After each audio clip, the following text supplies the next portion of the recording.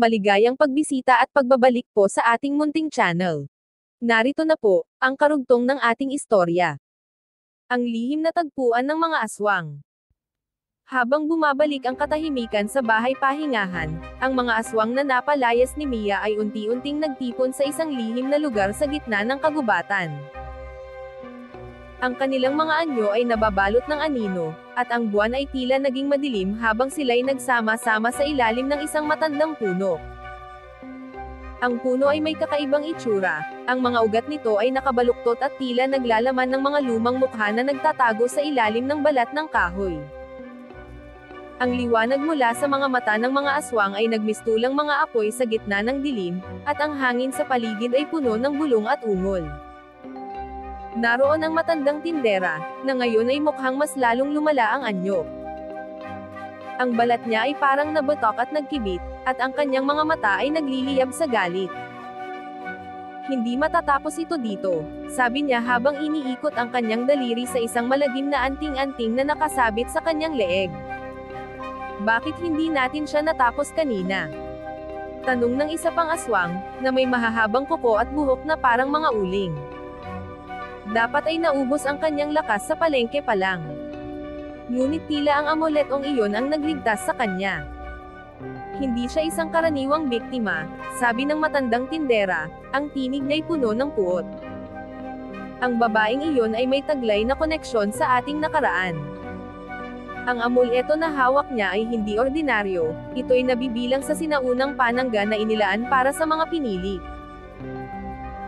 Nagtipon pa ang iba pang mga nilalang, isang lalaki na may mga pakpak ng paniki sa likod, isang babae na ang mga mata ay walang puti at itim lamang, at iba pang anyo ng dilim na tila mga multo at anino. Sila'y nag-uusap at nagbulungan, nagbabalak ng susunod nilang hakbang. Hindi natin siya maaaring pabayaan, sabi ng aswang na may mahabang buhok. Kapag siya'y nagpatuloy, maaaring ipasa niya ang lakas ng amuletong iyon sa iba. Kapag nangyari iyon, hindi na natin maibabalik ang takot na dapat nilang nararamdaman sa atin. Lumapit ang matandang tindera sa ilalim ng puno at itinaas ang kanyang kamay.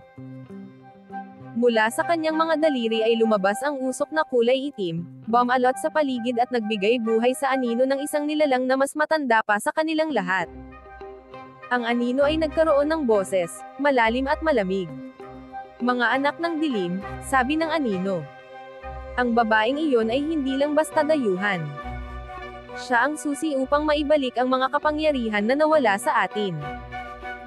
Ngunit habang hawak niya ang amuleto, hindi natin siya matatalo. Ang kailangan natin ay makuha ang kanyang tiwala, at linlangin siya. Paano natin gagawin iyon? Tanong ng isang mas bata na aswang, na tila nag-aatubili.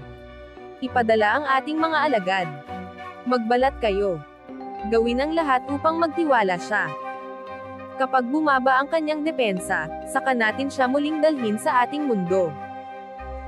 Ang mga aswang ay sabay-sabay na yumuko sa anino ng puno bilang tanda ng pagsunod. Ang matandang tindera ay ngumisi, ipinakita ang kanyang mga dilaw na ngipin. Kung ganoon, magsisimula tayo ngayon. Ang bakasyon niya ay hindi pa tapos. Sa susunod, hindi na siya makakatakas. Unti-unting naglaho ang mga aswang, bawat isa ay bumalik sa dilim upang paghandaan ang kanilang susunod na hakbang. Ngunit ang puno ay nanatili, tila nagmamatsyag, ang mga ugat nito ay tila gumagalaw, naghihintay ng muling pagtitipon. Samantala, sa bahay pahingahan.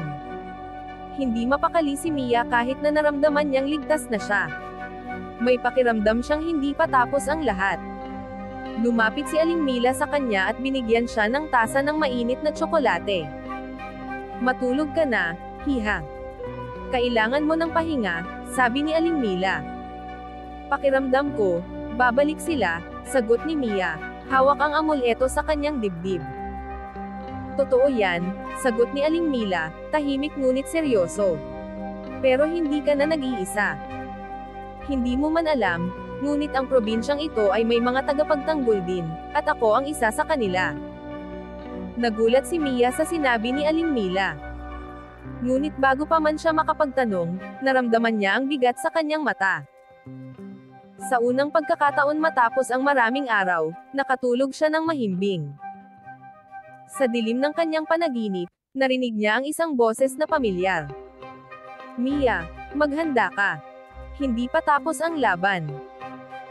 Sa ilalim ng matandang puno, matapos ang unang pagtitipon ng mga aswang, tumawag pa ang matandang tindera ng 3 grupo ng iba't ibang uri ng nilalang upang tuluyang wakasan ang laban. Ang mga pinuno ng bawat grupo ay dumating mula sa iba't ibang bahagi ng probinsya, bawat isa'y may kakaibang kapangyarihan at kasamaan na taglay.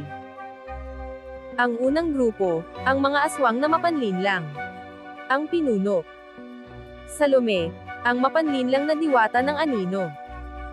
Si Salome ay kilala sa kakayahang magbago ng anyo at linlangin ang mga biktima sa pamamagitan ng ilusyon. Ang kanyang grupo ay binubuo ng mga nilalang na kayang magbalat kayo bilang tao, hayop, o kahit mga kaibigan ng biktima. Ang plano nila. Magpapanggap bilang mga lokal na taga-barangay na mag-aalok ng tulong kay Mia. Magdadala ng pagkain at inumin na may halong itim na mahika, upang mapahina ang proteksyon ng amuleto ni Mia. Sisiguraduhin na maitatago ang kanilang tunay na anyo hanggang sa maipasa nila si Mia sa susunod na grupo. Ang ikalawang grupo, ang mga maninila na aswang. Pinuno, Berto ang halimaw na may balat na parang kaliskis ng buwaya. Si Berto ay kilala bilang leader ng pinakamalalakas at pinakamabagsik na aswang sa probinsya. Ang kanyang mga miyembro ay kayang tumakbo ng mabilis, may matutulis na kuko, at humihigop ng dugo ng kanilang biktima. Ang kanilang misyon ay pigilan si Aling Mila na makialam. Aatakihin nila ang bahay pahingahan mula sa likuran, gagawin ang lahat upang sirain ang mga proteksyon na inilagay ni Aling Mila. Sisiguraduhin nilang ma-isolate si Mia mula sa kanyang tagapagtanggol. Ang ikatlong grupo, ang mga taga-sumpa. Ang pinuno, si Luna, ang mangkukulam. Si Luna ay isang mangkukulam na kumukuha ng lakas mula sa liwanag ng buwan. Siya ang tagapagdala ng mga sumpa na hindi madaling magapi. Ang kanyang grupo ay may kakayahang magdala ng sakit, malas, at kamalasan sa kanilang target. Ang kanilang plano, maglalagay sila ng mga sumpa sa paligid ng bahay pahingahan upang maparalisa si Mia at masira ang kanyang kalooban. Sisiguraduhin nilang hindi makakatakas si Mia at magiging mahina siya sa harap ng huling salakay. Ang kanilang huling ritual ay ididirekta sa amuleto ni Mia upang ito'y mawalan ng bisa. Ang pinag-isang plano. Ang 3 grupo ay magpapasimula ng kanilang atake sa ilalim ng takip-silim. Pinagplanuhan nilang paghiwa-hiwalayan ang mga layunin upang maging epektibo ang kanilang hakbang. Ang panlilinlang, ang mauunang dumating. Magpapanggap silang mga mabait na kapitbahay, magdadala ng pagkain, at magpapakita ng malasakit kay Mia. Kapag tinanggap ni Mia ang kanilang alok, magpapasok sila ng itim na mahika sa loob ng bahay upang puksain ang proteksyon ng asin ni Aling Mila. Kapag nanghina na ang proteksyon, papasok ang maninila. Sila ang magdadala ng gulo at direktang haharap kay Aling Mila upang sirain ang kanyang depensa. Ang kanilang layunin ay ihiwalay si Mia sa kanyang tagapagtanggol upang maging mas madali ang huling bahagi ng plano. Sa huli, darating ang taga-sumpa. Ang grupo ni Luna ang magsasagawa ng ritual sa paligid ng bahay upang sirain ang amuleto ni Mia at siguraduhing wala na itong lakas na may tatapat sa kanilang mga kasamaan. Ang 3 pinuno ay tumingin sa matandang tindera, nang ngumiti ng masama. Kapag natapos ito, sabi ng tindera, ang amuleto ay magiging atin. At ang babaeng iyon ay magiging handog sa puno ng dilim. Samantala, sa bahay pahingahan, hindi alam ni Mia ang paparating na panganib.